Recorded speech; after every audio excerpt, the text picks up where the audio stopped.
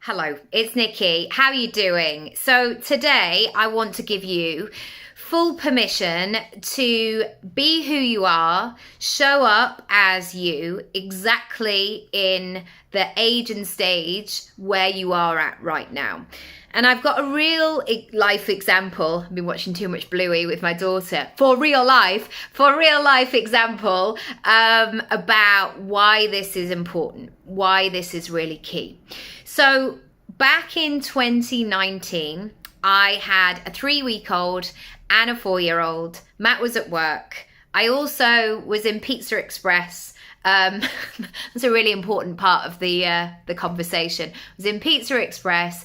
I was waiting for my in-laws. They couldn't park. So I was on the phone to them, trying to show them where to park. I was also trying to keep our table. My 3-year-old, there was a lot, all sorts of stuff going on. And I happened to then look down at my phone and I got an email to invite me to be a panelist for a speaking event. And in my head, I immediately was like, how old is my baby going to be by that point? Okay, 10 weeks. And it was one of those opportunities. I don't know if you've had them or if there's been an invitation or something, and it gives you that woo kind of feeling, technical term, a woo feeling. It was full of excitement, full of gratitude. How exciting. Can't wait. Yes was how I was feeling. But then I kind of looked around and I was like, okay, but can I make this happen? And of course, then it was like, yes, you can make this happen.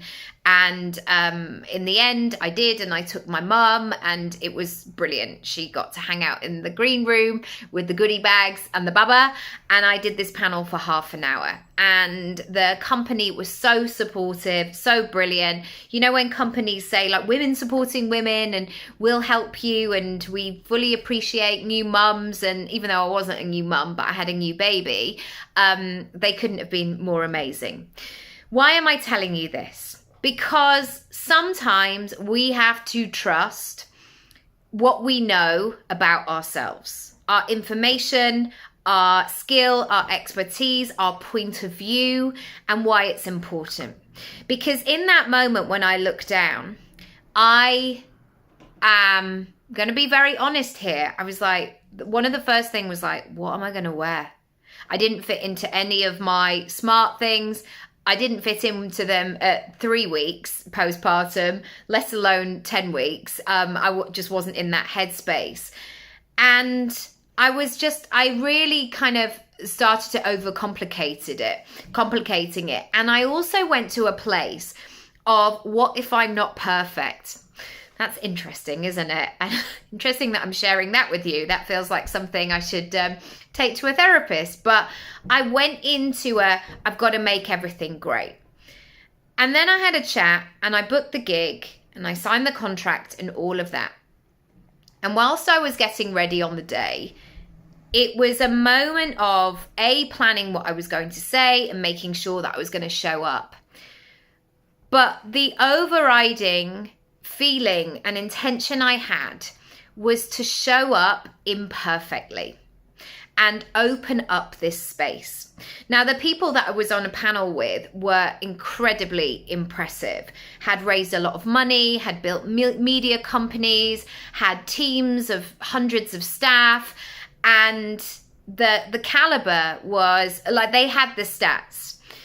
And in that moment, even though I had a 20-year career under my belt, I was very much thinking, what is my contribution?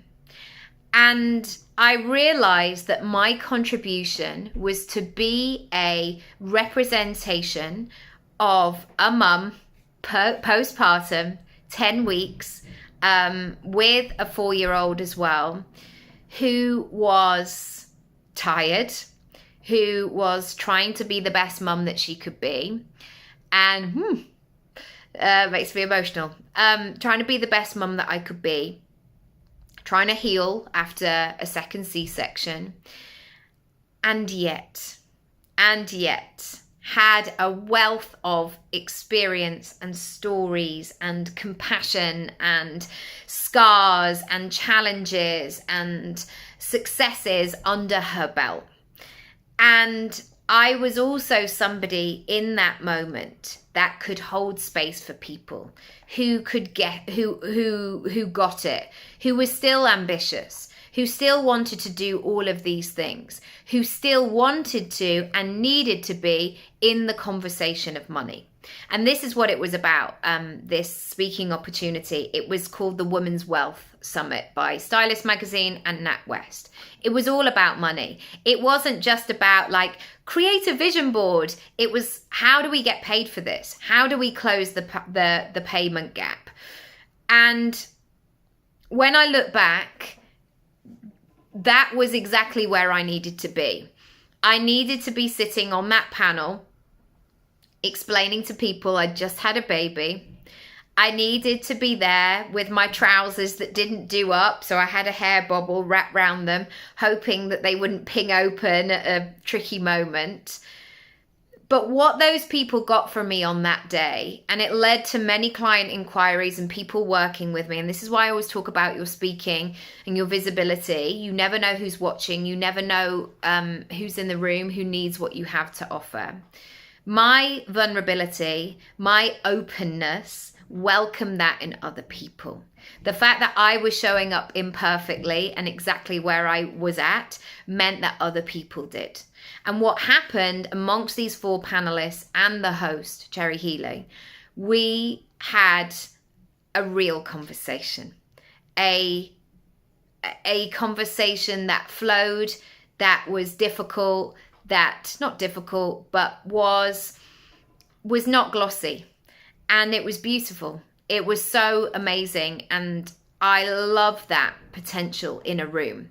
Because when somebody stands up and is vulnerable or asks for help or says, I don't know what I'm doing in this kind of area, etc., it gives permission and creates a ripple effect in the room. So you don't just learn from somebody going, hi, I've done this fantastic thing and being all inspiring. You learn as an audience member, I know that I do, from the people who say, I'm doing this imperfectly, or I don't know what to do next, or I've done this, or this is my challenge. That's when you learn, when it becomes real life conversation for real life, as Bluey would say. If you are holding back, if you are saying you are not ready, if you are saying things like you don't have a big enough audience yet, I haven't been doing this long, what have I got to say anyway? All of them are stories.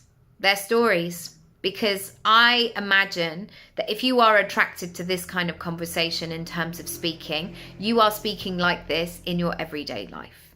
So if you're speaking like this in your everyday life and you are that person at the school gates or in the mix or that person in your community or in your family, the person that everybody always phones, it's time for you to get paid for it. So forget all of the subscribers and the numbers. And yes, some brands will say that that is important, but I've rarely had over 3,000 people on Instagram, and I've landed some of the most incredible gigs. But that's because I'm not going to give the information that other people give. I'm not just going to do surface like, oh my God, that was like so amazing.